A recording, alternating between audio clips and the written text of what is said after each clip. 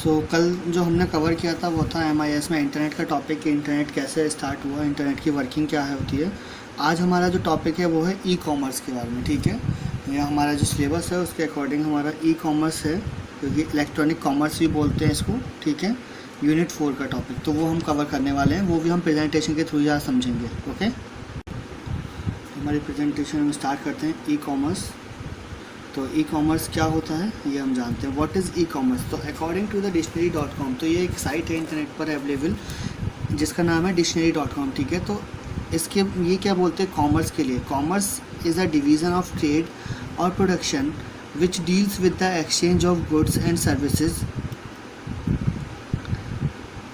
From producer to final consumer. तो commerce क्या है? एक डिवीज़न है जिसमें हम ट्रेड और प्रोडक्शन करते हैं। ठीक है, और जिसका हम एक्सचेंज करते हैं विद गुड्स और services from the producer to final customers. मतलब कि कॉमर्स वो एक्टिविटी होती है जिसमें हमारा कोई भी प्रोडक्ट जो है हम किसी भी तरह से हम उसको एंड यूज़र तक पहुंचा रहे हैं, जिसमें हमारी जो सर्विसेज है या फिर कोई भी लेन देन जिसमें हमारी जो कोई सर्विस या गुड्स हम किसी को दे रहे हैं इन एक्सचेंज ऑफ मनी, वो हमारा कॉमर्स कहता है। ठीक है, it comprises the trading of something of economic value such as goods, service, information और मनी बिटवीन टू और मोर एंटिटीज़।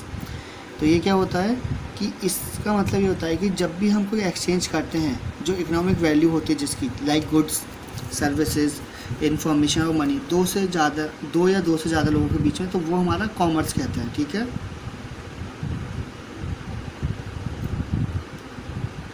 तो what is e commerce? Commonly known as electronic marketing. तो ई कॉमर्स का मतलब होता है, इसको हम बोलते हैं electronic marketing. It consist of buying and selling goods and services over an electronic system such as the internet and other computer networks. तो ई कॉमर्स और इलेक्ट्रॉनिक कॉमर्स क्या होता है? ये बाइंग और सेलिंग होती है गुड्स और सर्विसेज की over an electronic system such as the internet and other computer network, जैसे कि कंप्यूटर और इंटरनेट पर हम करते हैं। ठीक है, E commerce is the purchasing, selling and exchanging goods and services over computer networks, internet, through which transaction और terms of sale are perform electronically. तो ई कॉमर्स क्या है?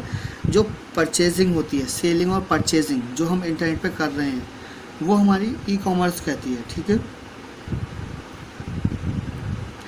तो इसमें क्या है देखिए, ट्रेडिशनल बिजनेस में क्या होता है? Manufacturing unit 20%, distributor 10%, wholesaler 10%, retailer 10% and customer को 100%, इस तरह से प्रोडक्ट मिलता है। ठीक है, अब इसमें क्या होता है? एडवर्टीजमेंट क्या है? 50% रोल प्ले करता है। और डायरेक्ट सेलिंग में क्या होता है?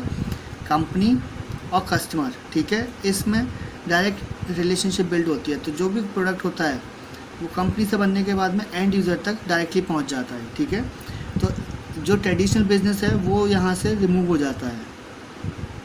तो वाई यूज़ ई कॉमर्स? हमें ई कॉमर्स का यूज़ क्यों करना चाहिए? ठीक है, तो इसके कुछ पॉइंट्स हैं।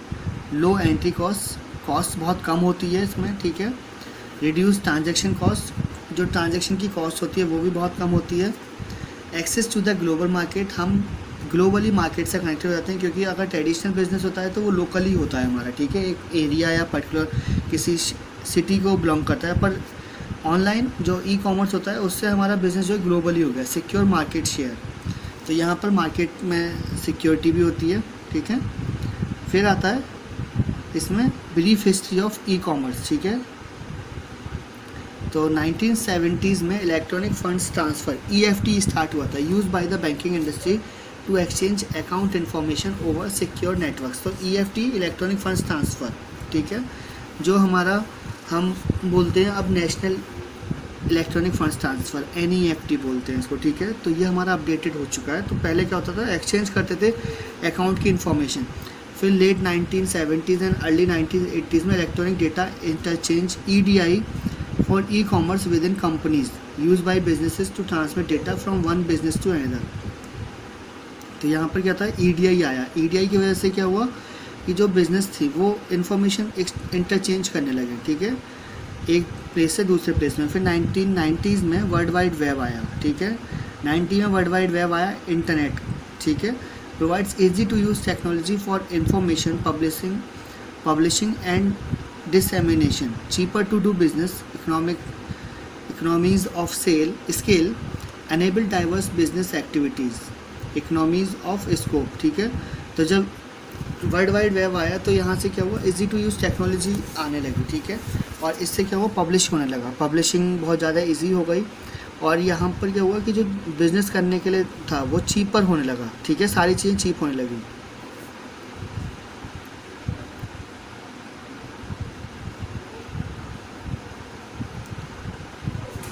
एक तो अब आया process of e commerce. E commerce की प्रोसेस किस टाइप की होती है, ठीक है।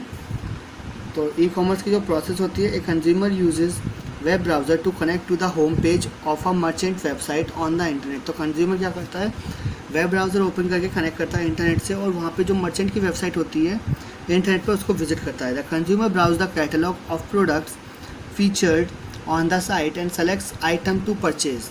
तो यहाँ पे क्या कंज्यूमर करता है, ब्राउज़ करता है जो प्रोडक्ट्स होते हैं, ठीक है, कैटलॉग उनके, उसको ब्राउज़ करके जो भी प्रोडक्ट्स उसको परचेज़ करना होता है उसको सेलेक्ट करता है। Selection item, the selected items are placed in the electronic equivalent of shopping cart. तो जो सेलेक्टेड आइटम्स होते हैं वो कहाँ होते हैं, कार्ट में ऐड हो जाते हैं, ठीक है। When the consumer is ready to complete the purchase of selected items she provides a bill to and ship to address for purchase and delivery. तो जब कस्टमर जो होता है रेडी हो जाता है कंप्लीट करने के लिए जो परचेज आइटम्स हैं सेलेक्टेड, तो उसमें क्या होता है, बिल टू और शिप टू एड्रेस होता है, ठीक है, कहाँ पर बिल देना है, कहाँ पर शिप करना है प्रोडक्ट को, ठीक है। तो वो सारी चीज़ें इसमें आती हैं। फिर इसके बाद आता है when the merchant's web server receives this information it computes the total cost of the order including tax, shipping and handling charges and then displays the total to the customer. तो जब भी मर्चेंट के पास में जो request पहुंचेगी, ठीक है, customer ने तो ऑर्डर प्लेस कर दिया, तो उसके बाद में इन्फॉर्मेशन कहाँ जाएगी, वेब सर्वर पे, जो मर्चेंट का वेब सर्वर होगा वहाँ पर जाएगी, ठीक है। तो वो क्या होगा, टोटल कॉस्ट ऑर्डर की करेगा, इसमें including tax, shipping and handling charges and then displays the total of the customer. तो जो टू द कस्टमर, तो जो टोटल होगा वो कस्टमर को दिखाया जाएगा, ठीक है। तो इससे क्या होगा, कस्टमर को पता चल जाएगा कि क्या प्रोडक्ट है। The customer can now provide information such as credit card number and then submit the order.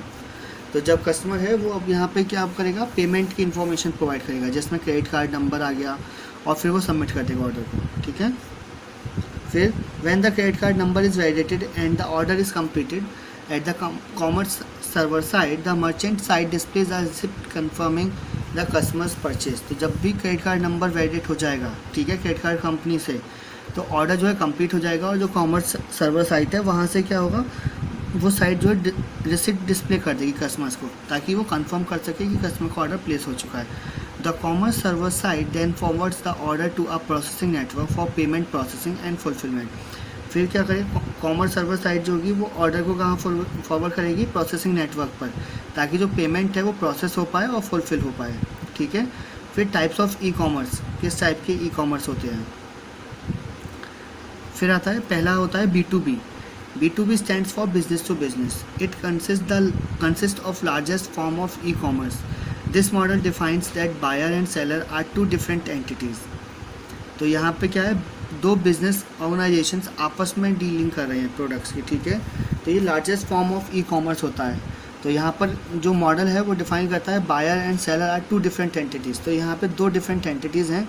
It is similar to manufacturer issuing goods to the retailer और होलसेलर। तो यहाँ पर क्या है, होलसेलर और रिटेलर को मैन्युफैक्चर दे रहा है, ठीक है। Example, Dell deals computers and other associated accessories online, but it does not make up all those products. So in government to deal those products, first step is to purchase them from unlike businesses that is the producer of those products. तो यहाँ पर क्या है, जैसे Dell company है वो सारे अपने जो कंप्यूटर्स होते हैं या लैपटॉप्स होते हैं तो उनकी खुद की मैन्युफैक्चरिंग नहीं करती वो, ठीक है। काफ़ी सारे प्रोडक्ट्स को इधर काफ़ी कंपनी से परचेज करके उनको फिर असेंबल करके वो सेल करती है, ठीक है।